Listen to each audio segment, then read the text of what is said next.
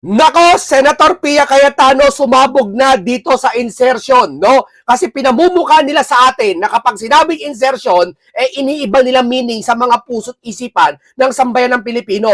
Pag sinabing insertion, masama na nagnakaw ka na. Kaya binabanggit nila lagi para save sila. Si Marcoleta, ikaan niya, may insertion.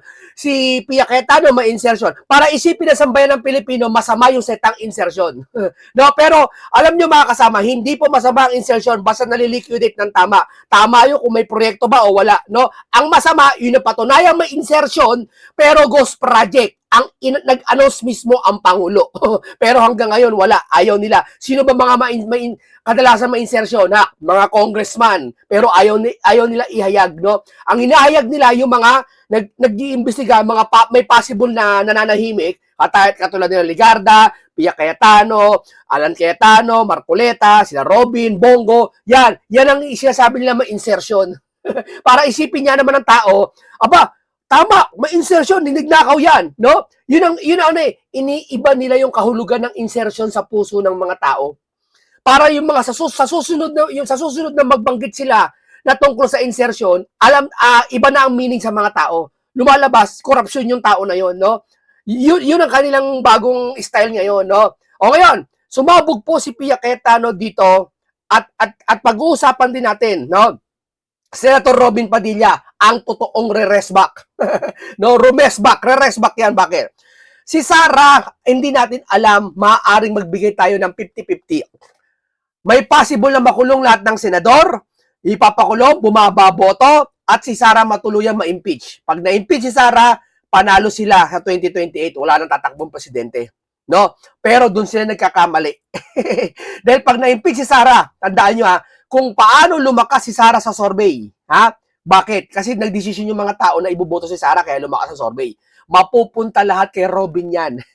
Tandaan nyo may mga botante si Robin Padilla na hindi binoboto si Sara at mga Duterte. Tandaan yan, marami. Pero sa kalagayang ito, lahat ng botante kay Sara na pupunta lahat kay Robin Padilla. Totoo yan. Kaya takot sila lahat kay Binoy. Hindi nila paano pigilan si Binoy. Hindi nila alam paano kasuhan. Paano imbentuhan ng kaso si Binoy. Hindi, bakit? Sinisiraan nila, bobo daw si Robin. Tapos hindi nila pansin, dati nananahimik si Robin. Nung nalaman nila si Robin, number 1 na sa pagiging survey, hindi nyo napansin, binabakbakan na si Robin ng mga pinklawan, binabakbakan na sa mga loyalista. Keso daw mahina ang ulo ni Robin. Mahina talaga. Kasi hindi kayo nakikinig sa kanya. Subukan nyo pakinggan ang sinasabi niya. Checkmate kayo lahat. Totoo lang. Di ba? Yung nakaraan pinaliwanag yata ng Net 25 ni Senator Marcoleta, yung sinasabi ni Robin Padilla na dito sa kailangan ng prosecution wag bias. Di ba? Kaya nga prosecution bias yung pala nasa batas, dapat di ka maging bias. Hindi nila alam yun, abogado ka, hindi mo alam. Di ba? Si Senator Robin, na sasabihan mong ob-ob at artista, alam yun. Isipin mo kasi si Senator Robin Padilla, street language ang kilos. Ito nangyayari sa atin ngayon na kalokohan na ginagawa nila pagkatakip sa lahat ng katantaduhan nila. Ito ay linya ni Senator Robin Padilla. Mundo ni Senator Robin Padilla to. Hindi nyo kayang tibagin si Senator Robin Padilla sa mundo niya. Tandaan nyo. Yung mundo nyo, wag kayo, kasi puro sila plastic, puro sila pagkatakip. Di checkmate sila ni Senator Robin Padilla. Street, kumbaga labanan to ng mga bakbakan to ng ng hindi mga professional di ba? Hindi nyo kaya sabayan si Senator Robin pagdating sa mga gantong labanan, no? O ito, bago tayo dumako kay Pia Cayetano, isingit mo natin to bago tayo makalimutan, no? Tingnan mo kung gaano kapalpak to mga to, Napamura to. PI, basahin mo PI, alam niyo na. 911. PI mo, Pilipinas. Halos 10 minuto na akong tumatawag sa 911, pero wala pa rin sumasagot. At nung may sumagot na, PI, puro wait. Rinig na rinig ko pa yung tawanan at tsikahan habang may taong nangangailangan ng emergency assistance. Tapos inatake na ang tatay ko. Dito nag-viral ang Facebook post na eto, hindi importante dito kung ano yung kalagayan ng isang nanghihingi ng tulong. Hindi dito. Dapat dito, alerto kayo. Maging mapapulis man, emergency, 911 o doktor, ano man ang pwedeng emergency kasi mga emergency naman doktor, bombero, rescue, mga yung mga nabaksakan ng puno, RRMO, police, sundalo, dapat alerto yan mga yan 24/7. Hindi kasi ang disgrasya, ang aksidente, di mo na maalam eh. Dapat alerto yan sa 911. Ayan ang pagkakaalam ko ah. Ngayon, dapat, kaso sa bagay, ang Pilipinas hindi nila mahal eh. Hindi nila mahal ang Pilipinas. Oo. Kasi pag mahal mo Pilipinas, tandaan nyo ha, hindi mo lang sila maririnig sa salita. Mararamdaman mo sila sa gawa, sa implementasyon. Sa higpit, sa implementasyon, mararamdaman mo. Kaso ang pinamumukha nila sa atin, ang pagmamahal sa pamamagitan ng pag-aayuda. Ika-anya, ang presidente nagbigay ng bigas, binaba 20 pesos, tinaasan ng konti sahod ng mga ganyan-ganyan, ganyan-ganyan. May ayuda. Yun ang pagmamahal sa kanila. Yung pagmamahal, yun ang ibig sabihin ng pagmamahal sa kanila. Yung malasakit, wala sila. Hindi nila alam yun. Alam nila yung salitang malasakit. Malasakit. Pero paano gawin yun sa isang tao, hindi nila alam yun. Huwag kayo magpanggap na alam niyo yung malasakit, pero hindi niyo kaya gampanan yun. Oo, hindi niyo kaya. Huwag niyo pilitin na gampanan yun. Kasi ang sitwasyon ngayon, ang mga mahihirap ay nadidiin lalo. Mahihirap, mga baha, krisis ng Pilipinas, mahal ang bilihin, mahal ang dollar, mataas ang kuryente. Ang nakakaramdam ngayon, mahihirap, hindi yung mga nasa mayayaman. Kaya nga tamang-tama ngayon si Senator Robin Padilla. Kaya naiintindihan ni Senator Robin Padilla lahat na nangyayari. Kayo hindi niyo naiintindihan, no? Kaya lamang na lamang si Senator Robin Padilla dito. Pero tuloy natin, ha? Dito dapat, ina-action niyo itong mga ganitong bagay. Di ba? Kasi, di ba, pag nagpa-deliver ka ng food, ang bilis. Kasi private, hawak ng private. Ba't pag gobyerno, nangangailangan ng tulong, bagal? Hindi mo ba maababayan? Ano to yung pagmamalasakit ng isang pinuno dapat. Kaso wala eh. Kung ano pa baga na lang na nakikita natin sa kanila. Nakikita na, ito, pasensya na kayo ang nakikita namin sa taas, alam mo ko ano, nagpapanggap sila na tumutulong sa Pilipino. Para ma-survive yung kanilang galit ng Pilipino sa kanila. Pangalawa, pagtatakip sa lahat ng issue. Ipinalilimot nila sa taong bayan yung nangyari flood control issue sa pamamagitan ng pagbibigay ng ayuda, pamamagitan ng yung mga basura nakadami daw, yun daw dahilan ng pagbaha, yun ang ginagawa nila, no?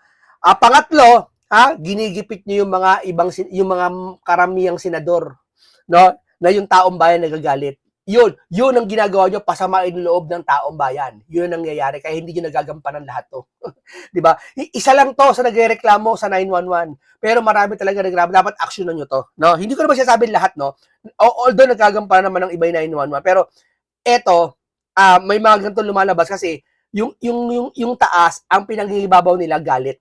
Handaan nyo mga babae. Kaya hindi nyo nagagampanan yung kanilang tungkulin na maganda para sa taong bayan. Kasi niya, puro galit, paghihiganti, pagtatakip sa flood control, Duterte ng Duterte, wala utak nila, bibig nila, buwan Duterte. Lahat na lumalaban sa kanila, DDS ang tawag nila. Di ba? Yan po. Okay, dito na tayo kay Pia Cayetano sa matinding revelasyon ni Pia Cayetano dito. No? Paigyan po natin siya. 25 reclamation na nagbalat kayo o nag-disguise bilang slow protection at flood mitigation projects ang umano'y individual allocations sa Nagbalat kayo doon yung Cayetano siblings para sa allocation budget yata. 25 national budget ng Cayetano siblings. Kabilang daw dito ang nasa 6.79 billion pesos para kay Senate Minority Leader Alan Peter Cayetano at 4.7 billion para naman kay Senator Pia Cayetano sa Taguig City. Grabe, no? Ang tindi, no? Ang tindi ng mga to. Ito maliban na lang. Hindi ko siya sabi totoo to. Kung gawan sila ng issue, tapos gawan sila ng resibo, na talaga nag-budget sila. Kasi napakadaling gumawa sa sa PowerPoint, sa Excel. Kasi ako po gumagawa, ulitin ko po matagal po akong gumagawa ng budget sa City Hall. Alam ko po lahat ng procedure. Sa ngayon, medyo kinakalawang na tayo kasi matagal na tayong wala sa City Hall. May mga naiba daw, may mga inflation na dinagdag, pero mag-a-adjust ka lang doon. Pag bumalik ako, pwede kong gawin ulit yon. Mag-a-adjust lang ako ng mga pag-aaralan. Marami daw kasi dinagdag mga rules, ganyan, paano procedure. Pero, ibig sabihin po dito, kay alam ko yung procedure ng paggawa ng budget. Kaya yung mga sasabihin dito, nakaka-relate ako. Kaya hindi ako naniniwala dito at pwede rin mangyari na gumawa ako ng sarili kong budget, invento ko lang, sabihin ko pasamain ko yung sino ba nagsisignature ng budget? Mayor, yung hepe mo. Tama? Yung budget office. Ha? Sa City Hall, sa budget na yan, marami napirma dyan. Para pasamain lang yung mga pumirma, kagaya ni Cayetano, halimbawa, nila Peter Cayetano, kung naging sila ay naupo dyan, no? Palalabas sila, nagkaroon sila ng insertion. Yun ang para sa akin, sorry, hindi ko sinabi totoo nangyari, pero may possible na gawin yun para pasamain lang sila. Pero ang pinakamahalaga doon, yung liquidation. Kung talaga bang nailabas yung pera na yon o gawa-gawa lang yung papel na yon. Diba? Ipakita nyo nga na may pumirma na talaga nailabas yung pera na yon. Yun ang importante, yung pumirma. Yung nailabas ba yung pera na yon? O sinasabi nyo lang yung gawa-gawa lang. Diba? Wala pang tugon dito sa ngayon ang magkapatid. Sa gitna yan ng pagpanawagan ni Lacson. Grabe to, no? Pati si Pia Cayetano talagang no? Tingin ko sa mamang ito. Ito. Basta, ang tingin niya sa sarili niya, huwag niyo akong gagalawin. Pag ginalaw niyo ako, makukulong kayo. Matutulad kayo kala Marcoleta at kala Cayetano. Pag ginalaw niyo ako, lalaban ako. Ha? Ganyan ang tingin ko, ganyan nakikita ko sa kanya. Masisiguro ang administrasyon, medyo takot sa kanya. Totoo yan. Kasi gagawa ko ng paraan. Pero hindi naman takot sa kanya totally. Nangingilag sila sa isa't isa. Kumbaga dito si Pinky, sumasabay sa Agos. Iniisip niya, sa akin lang, chorya lang alam niya naratibo ng taas na magpakulong Kaya sinasamantala niya na magkaso dun sa kanyang sumama. Kasi bumaba daw dignidad niya sumama loob niya Kaya sasamantalahin niya yung pagkakataon na yon na, yung taas nagpapakulong ng mga senador. Kaya sasamantalahin ko na para mapakulong ko tong mga to. Di ba? Nakikita ko kay Pinky, paghihigante. Nakikita ko, hindi katotohanan. Nakikita ko sa kanya. I-abolish ang kung tawagin ay leadership fund na mas malalang porma raw ng pork barrel. May hawak din daw si Lacson ng mga dokumentong posibleng magpatunay na pagmamay-ari ng mga pribadong tao ang ilang reclaimed areas sa Taguig. Nakakuha ako ng mga title numbers. So hindi totoo yung sinasabing lahat government-owned. Because I have now in my... Tamo. Ito, Tema. Ipagpalagay natin na totoo lahat ng kay Cayetano. Palagay natin pero hindi naman totoo talaga Ipalagay lang natin totoo yung lahat ng insertion ng Pia Cayetano, nagpalagay 4 billion, etc. Tignan mo yung ginagawa ni Pinky. Detalyado. Nakakuha siya ng mga ebidensya. Lumuluso siya sa pinakailalim ng investigasyon para matuklasan lang yung kay Cayetano. So magaling si Pinky. Palakpakan. Magaling ba siya sa investigasyon, sa malalim? Magaling. Kasi natutuklasan niya. Palakpakan. Pero ginawa mo ba yan? Netong pinakamalaking blood control issue na kinakailangan gampanan mo? Ba't blue ribbon ka pa? Ngayon, di ka blue ribbon, pero ginagawa mo. Tama, hindi siya blue ribbon, wala siya sa power ng kapangyarihan ng Blue Ribbon Committee. Pero nagagampanan niya yung malalim na investigasyon. What if pa kaya nung Blue Ribbon siya nakaraan, hindi niya magampanan yung investigasyon ng Blue Ribbon sa flood control issue? Hindi yung magampanan? Hindi ka maniniwala. Ayaw mo lang gampanan kasi may masasagasaan alam mo sa Blue Ribbon. Kaya ang gagawin mo dito na lang kay Cayetano. In the same time, nakakaganti ka pa. Possession, pinapa-record check ko na titled sa private persons. Dati nang sinabi ng dating SP sa isang Facebook Live na sa bahagi ng Bikutan, government-owned ang reclaimed areas doon. Hindi totoo po yung mga marites na nagkakalat na may reclamation daw dyan na private. Yan po ay gobyerno lahat at yan po ay ginawang series of parks. Iba't iba pong mga parks na para lahat sa tao na libre po ang mga paggagamit nila. Private man o government-owned, kung wala namang permit, illegal ito, sabi ni Lacson. Ang masama rito kasi, pwede naman kumuha ng permit sa PRA, pwede magpaalam sa Tingnan mo pati permit busisi niya. Lahat busisi niya. Hindi niya ginawa yan ng Blue Ribbon siya sa malaking flood control issue. DNR, lalo ito, lake ito So why did they not acquire or secure those permits as required by law? Kapag walang permit, subject ito sa forfeiture. Bale wala raw ang lahat ng ni-reclaim at mapupunta ito sa national government.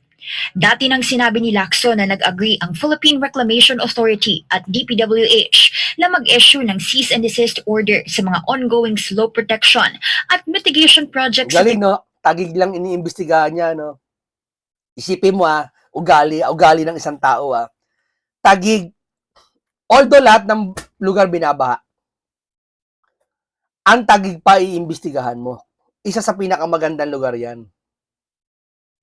Yung napakaraming harap-harapan, binabaha. Hanggang ngayon, sa Binyan, sa Delepas. Ha? Hindi ko alam kung ang sigurado, sino tiga Delepas dito, taas ang kamay. Sa Binyan. Nakaraan, uminto na ulan, mag-iisang linggo na baha pa rin. Hanggang tuhod. Maraming ganyan, hindi na sa Binyan. Napakarami na lugar na malayo naman sa lake. Ha? Maiintindihan mo pag malapit sa lake, sa Laguna, di ba? Maiintindihan mo, umapaw yung maiintindihan mo. Pero hindi pa rin, syempre, ghost project pa rin ang lalabas doon. Sa mga lugar na baha pa rin, bago humupa ang baha, 1 buwan. Hindi ka nag-iimbestiga doon, Pinky? Kung ang layunin mo talaga magiganti lang, talagang Tagig ka lang. Wala kang pakialam. O mga kababayan, yan ang ipinapakita sa atin. Na selective lang ang pag-iimbestiga. Ito masama, hindi sinasaway ng taas. Dapat sinasawayan ng taas. Bakit? Ang gusto ng taas, di ba unity? Ang gusto ng taas, bagong Pilipinas. Pag sinabing bagong Pilipinas, magsisimula ka sa pinakamababa hanggang sa taas. So, sisimula mo yung pagiging kaisahan ng sambayan ng Pilipino. Tama? Yan ang gusto ni BBM, di ba? Pero pinababayaan mo yung mga senador na nagkakabahabahagi dahil na may mga palpak na investigasyon. Katulad ng Tagig lang, ayaw imbestigahan yung ibang lugar. Na yung tao umiiyak, yung tao nagagalit, yung tao nag-aaway-away na. Yung iba kasi ayaw maniwala na may ghost project, iba naniniwala. Samantalang in-announce ng Pangulo may ghost project, di ba? Hindi mo ba sasawayin yung mga senador na yan? Hindi. Kasi pabor sa'yo yung ginagawa nila. Tama? Tanong ko lang, pabor ba sa'yo? Matapos ang umano'y pagkadiskubre sa higit 30 suspected na maanumalya at ghost project sa lugar, iniimbestigahan na ito ng Office of the Ombudsman at nakatakdang ipasabina ang ilang pribadong testigo kaugnay nito. We don't tolerate corruption here. But I also don't tolerate that there are insinuations that we're doing wrong Ito. when we make amendments that are called insertion. Tatawagin ng insertion, tapos may mali siya na. Whether that is the news outlets, people out there from within the Senate, I object to that. That is not fair because it is our job. That you basically said what I wanted to say, but I wanted to sisegundahan ko yung sinabi ninyong dalawa kasi kanina lumapit talaga ako kay Migs when I saw Senator Migs when I saw the news article na sabi ko, bakit malisyoso ang dating nito? Nasa kanya na yun to clarify anything, but by the mere fact that may mga projects that the senators are being asked to support in the budget is our job. So, like I said, sinabi mo yon na nandyan yung mga governors, nandyan yung mga from barangay captain, sana may CCTV tayo para pakita niyo yung dala ng mga ano tawag na, sabihin ko, folder ng mga from barangay captain to mayors, governors, may dala ho yan kasi nagre-request po ng project. And pag malaki, ang gagawin pa nga nila, iisa-isahin nila, sabihin nila na, Senator ganito, phase 1 po kasi sa inyo, nahingi na ho namin kay ganito yung phase 2. Why do they do that? Because it is our job. It is in the Constitution. So, alam nila ngayon, none of us, I can speak. I guess I cannot speak for everyone now, but I'll speak for myself. We don't tolerate corruption here, but I also don't tolerate that there are insinuations that we're doing wrong when we make amendments that are called insertion. Tatawagin ng insertion, tapos may mali siya na. Yun nga Alam nila ang insertion di masama. Binibigyan nila ng masamang kahulugan pag sinabing insertion. Tingnan nyo paano imbis na sila ikatututo ng sambayan ng Pilipino na malaman kung ano yung tama, ang gagawin nila, ililigaw nila yung sambayan ng Pilipino para pasamain lang yung isang individual para sila mapagtakpan yung kanilang issue na hinaharap ngayon ng sambayan ng Pilipino. Gets nyo? Ganyan sila nanlilin lang. Napakasama niyan sa isang bayan. Kapag lalo na official ang nagsasalita. Okay lang sana kung vlogger nagsasalita eh. Media okay lang eh. Mas may ano pa, sasabihin na ng mga tao bias. Pero official ng Pilipinas nagsasalita, sa Senado pa ginagamit, aba nakaka-alarma. Iniiba mo meaning ng insertion. Biri mo sabihin ba naman ni Pinky, si Marcoleta Anya may insertion ng 500 million. Nagduda naman yung mga tao. Tapos balikan mo si Pinky. Sasabihin niya, oh, wala naman ako ibig sabihin na insertion na naman ibig sabihin ko ah. May masama ba sa insertion? Gusto niya maging guilty pa si Senator Marcoleta pagdudahin yung taong bayan. Isipin mo yan. Di ba? Dapat kung ikaw public servant ka, ipaliwanag mo kung ano yung insertion.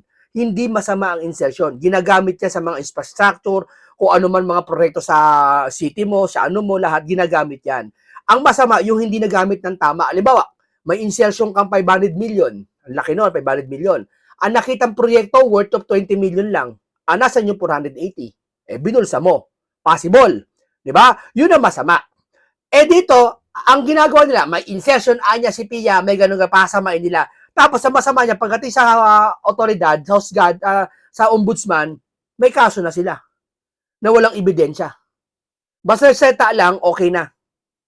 Pero yung may ebidensya, harap-harapan, hindi nila paniniwalaan. Di ba? Yan ang laban ngayon, mga kababayan. O sige, may pitatakpan, wala. Meron. Whether that is the news outlets, people out there from within the Senate, I object to that. That is not fair because it is our job. Ngayon, kung meron kang ginawang malisyoso, di yun, take it up in the proper forum. Pero to just say na si Senator JV, gamitin ko Senator JV kasi okay lang sa kanya to, nag-insert ng ganito karami dun sa sa PhilHealth. Oh, ginagawa namin yan. Because it's our job. Alam nila, alam mo totoo, alam mo ang totoo diyan talaga. Alam mo ang talagang nakakaalam ng katotohanan diyan. Ako tingin ko si Gatchalian, si JB, sila Lito Lapid, alam nila katotohanan na talagang grabe itong nangyayari ngayon. Hindi sila subiri, alam nila yan. Sila, takot lang sila mapag-initan kasi may mga business din yan, sila Gatchalian, sila subiri, baka pag-initan. Pag sila lumaban sa administrasyon, kailangan doon lang sila kunwari. Pero tignan mo, pagdating ng kay Sara, kakampi lahat kay Sara yan. Ang matitira lang dyan, may iwan yung mga pinklawan. Pati si Pinky, si Juan Bull. Niwala ka. Ilang beses ako tumayo dito na, alam niyo yan, kasi kayo po ang chairman, na nilaban ko na ibalik, i-insert, yes, that is the word insertion, ibalik, i-insert yung pondo ng PhilHealth na hindi binibigay. So if I call it an amendment, it's okay. But if I call it an insertion, malisyoso yon, bawal yon. So that's what I'm saying. It is our job. So I thank the majority floor leader. Ininilin lang nila yung tao. For standing up and sabi nga niya, ako na tumayo dito. Well, tumatayo din ako with you. Tumatayo din ako with you. And I never went to you for a project kasi nga tama. Alam ko na si finance chairman, that was Sani Angara at that time, then Senate President last year, and now JV, nasasabi mong, may room ba? May room ba tayo para sa more classrooms? May space ba na paghahanapan? Remember in our debate yesterday on no detention, di ba? I put on record na nagdagdag ako ng budget for zero balance billing. And then the Senate President properly reminded me na hindi lang para dun sa mga regional hospitals and LGUs, pati sa specialty hospitals. You reminded me. And then I even said nga na yung pilot project na I proudly, ako nag-initiate, ako talaga nag-insert nun.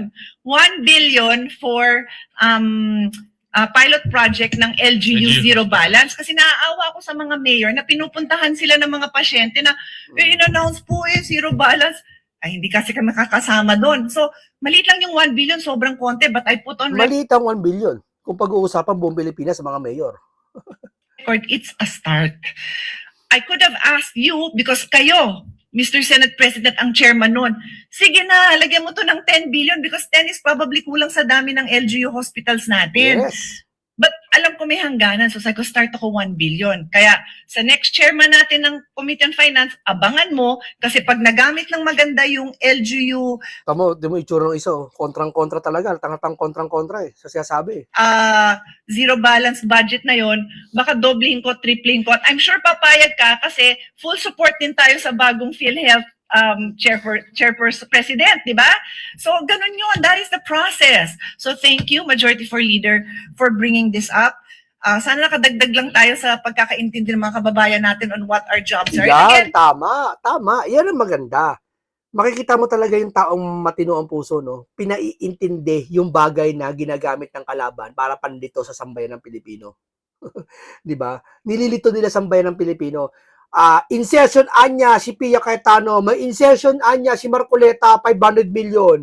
Isipin ng tao, uy, kurakot si Marcoleta, ibalik mo ang pera, Marcoleta, insertion mo, ignorante, no? Impertinente. Di ba? Yan yung mga tao nakikinig na ng balita. Basta sang-ayon siya sa marinig niya, galit siya dun sa mga, sa mga tao, kaya pabor sa kanya, talaga ba? Parang ganon, di ba? Inosente, no? Walang kalam-alam sa insertion, eh. Di ba? Hindi masama insertion. Ang masama, yung mga congressman dyan na may insertion, tapos walang maipakita. Tapos si Sara lang iniimbestigahan. May confidential yung iba? Si Sara lang confidential iniimbestigahan? Pandami insertion, Cabral Files, ang dami. Si Saldico nag-post na rin. Balikan nyo po si Saldico, ang dami nakalagay doon ng mga papel, hindi lang video, papel. Ba't di nyo ginampala? Balikan nyo si Saldico yung post niya. Tingnan nyo, kalkalin nyo. Ang dami yung mga nilagay ni Saldico doon. Hindi nyo nila pinakinggan. tolerance naman po tayo sa mga kasamaan at mga corruption naman dyan. We're just doing our job. Thank you. Thank you, Senator Pia. At ina-assure natin ang publiko na pagpapatuloy natin yung ating transparency measures na Yun lang sinasabi. Nakakabuisit sa mga to, ha? May mga nagagalit na senador. Pag may nagalit, saka lang sila magpapatupad ng mabuting implementasyon. No, kung talagang dapat ikaw leader ka, senador ka, mayor ka, governor ka, congressman ka, presidente ka, dapat advance ka mag-isip. 'Di ba? Unang 100 days mo dapat naisip mo na 'yan. 'Di ba? Kasi para sa taong bayan 'yan eh. Ang hihina ng mga 'to, no? Grabe. yung mga request ay may request sa ahensya, may resolutions, mayroong mga plano, at lahat to i-upload ho natin sa website para makita ho ng ating mga kababayan. So, But I know exactly. Ito, painggan nyo. Painggan nyo to. Ito pinaka-importante sa lahat. Ang pagka-presidente. Nakakatawa pero sa iba. Si Senator Robin Padilla. Pero, sabihin ko sa inyo, si Senator Robin Padilla may pusong mabait. May pagpapakumbaba. Higit sa lahat, Muslim. Alam nyo naman ang Muslim. Mabuti ang puso ng mga Muslim. Tapat din sila sa kanilang doktrina, sa kanilang Quran na sinusunod. At ito ay talagang sinapuso ni Senator Robin Padilla. Kaya nga sabi ko sa inyo, napakasarap sa isang leader sa isang bansa na naniniwala. Hindi lang presidente, maging senador, mayor ang naniniwala at talagang makadiyos. Tulad nila Cayetano, nila Senator Marcoleta. Kung ano yung nangyari kay President Digong, and that is exactly also what is happening with Robin Padilla. President Digong is representative of what the Filipino people feel. Ano yung gusto ng sambayan ng Pilipino. At minahal siya ng taong bayan at minamahal din ng taong bayan si Robin Padilla. Question na to, si Senator Robin, na madalas medyo pinag-iinitan ng mga pinklawan, ng mga dilawan. What can you say about sa mga tanong niya at comment niya tungkol sa issue ng mga article of impeachment? Alam niyo, si Robin, ina-assume lang ng mga iba. Kasi nga, the way he speaks, style niya yun eh. Ganun talaga siya eh. Pero, if you dig down deeper doon sa kanyang mga pinagsasabi, actually may substance yung kanyang mga sinasabi. But they just couldn't get over yung form. yung the manner ng pag-relay ni Senator Robin ng kanyang sinasabi. Kasi kahit na hindi abogado si Senator Robin, I'm sure sangkaterba yung kanyang mga abogado dyan na nagbibigay sa kanya ng advice, and he knows exactly what he's saying. Yun nga lang, estilo ay hindi katanggap-tanggap doon sa mga, syempre, yung mga nasa alta sosyedad, yung mga sosyalin ng mga tao. Totoo talaga. Ilan lang ba mga sosyalin at nagpapakasosyal? Sabi ko sa yung mga sosyal, mga mata pobre, kadalasan nasa pinklawan eh. Totoo lang. Hindi lahat ng pinklawan ah. Kadalasan umaalim sa pinklawan eh. Basta hindi ka naniniwala sa Diyos, alanganin kang maniwala sa Diyos, ha? Alanganin pagkatao mo, lahat-lahat, alanganin, ha? Mata pobre ka, doon, pupunta kang pinklawan. Hindi lahat ng pinklawan na gano'n ha. Pupunta ka.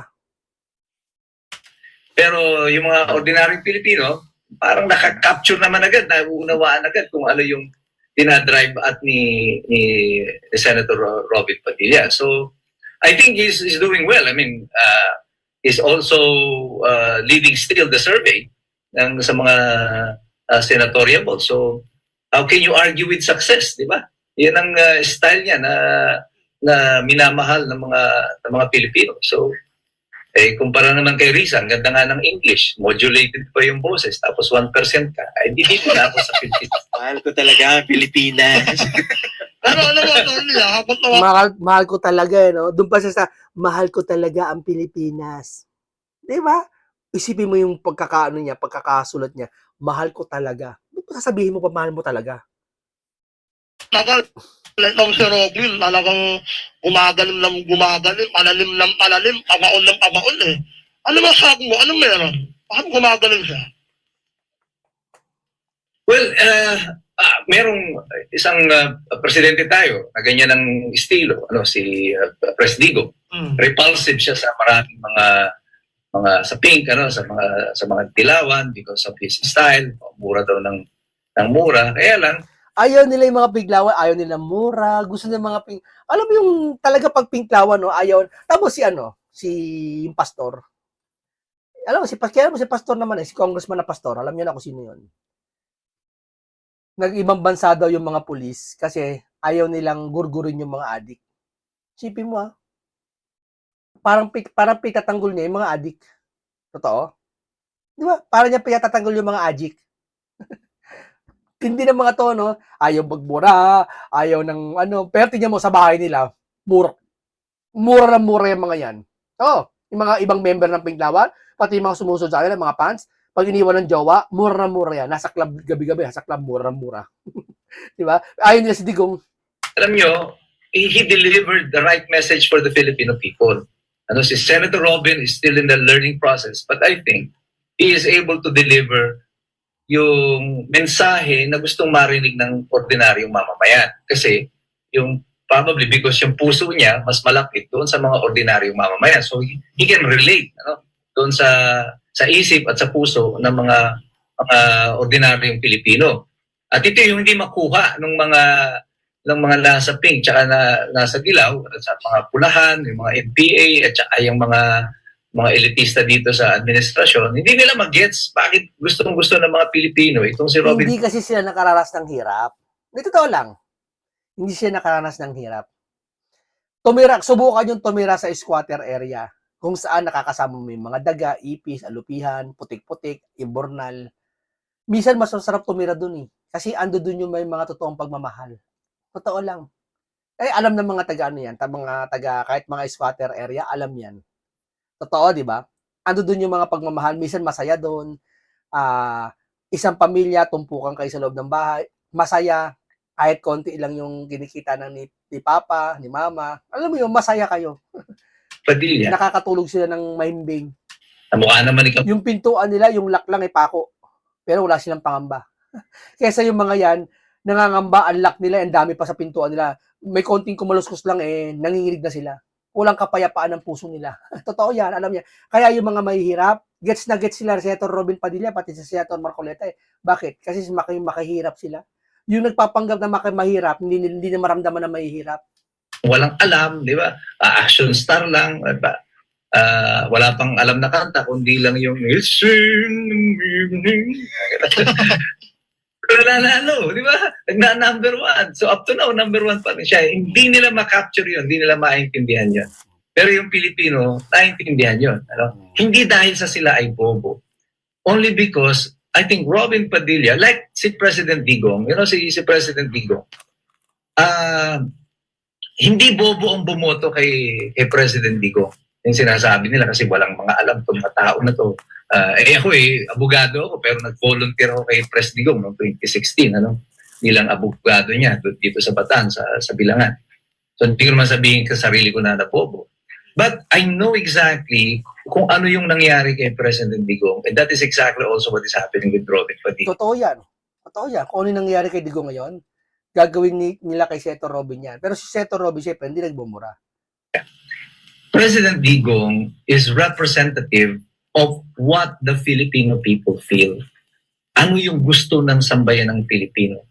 At minahal siya ng taong bayan at minamahal din ng taong bayan si Robin Padilla sa kasalukuyan because they can hear from them the message that they wanted to hear. Yung mensaheng gustong madinig ng mga tao na didinig dito sa mga tao na to. It is direct, it is concise, it is specific. Itong gusto kong mangyari sa ating bayan, ito ang aking gagawin. Ganun kasimple ang kaisipan natin mga Pilipino. Hindi yung racket, hindi yung basurang ginagawang kuryente. Hindi natin yung mga ganun, di ba? Ang trip natin, actual na solusyon sa ating mga problema. At yan ang dinideliver, I think, ni Senator Robin Padilla sa ito. Maganda yung sinabi ni attorney, yung kay PRRD tsaka kay Robin. Kasi nila sila. Kasi nga, ito si Robin, sanay na sa naulungan na, umakit na mundok, maraming naligtas na tao, hanapon sa Abu Sayyaf. Hindi alam na makakapit Pero alam mo ako attorney, mukhang nga nakikita ko dito kaya siya pinupuntirya ng mga pinklawan at dilawan dahil after VP Sara Duterte, this guy can be the next candidate for president. Yes, totoo yan. Malakas sa pagiging presidente, kaya nga binabakbakan siya na ngayon ng mga loyalista pa nakapingklawan Takot at takot na sila kay Binoy. Do you think, attorney? Hintayin nyo restback si Binoy, restback si Binoy, restback si Robin Padilla. It's possible, posible yan na si Robin Padilla kasi kung mag-number one uli siya dito sa Senate, ay na yan, solidified na yung kanyang position in the national consciousness. Alam na ng mga taong bayan ang pangalan ni Robin Padilla. So, it's just selling him as a presidential bull. Yun ang magiging challenge in the next 6 years kung manalo man siya for re-election. So, tama ka sa iyong assessment. Robin Padilla is in the running, is a potential candidate for the next president of the Republic. Kung manatili tayo na Republic ang ating form of government. Yun, okay. Maraming salamat kay Mike Operario, pati kay Senator Robin Padilla at sa iba pa. Talagang kay Pia Cayetano, talagang alam natin na pipilitin nilang makulong tong mga to. Dahil yun ang naratibo . Okay, ganito lang po. Paalam po sa inyong lahat.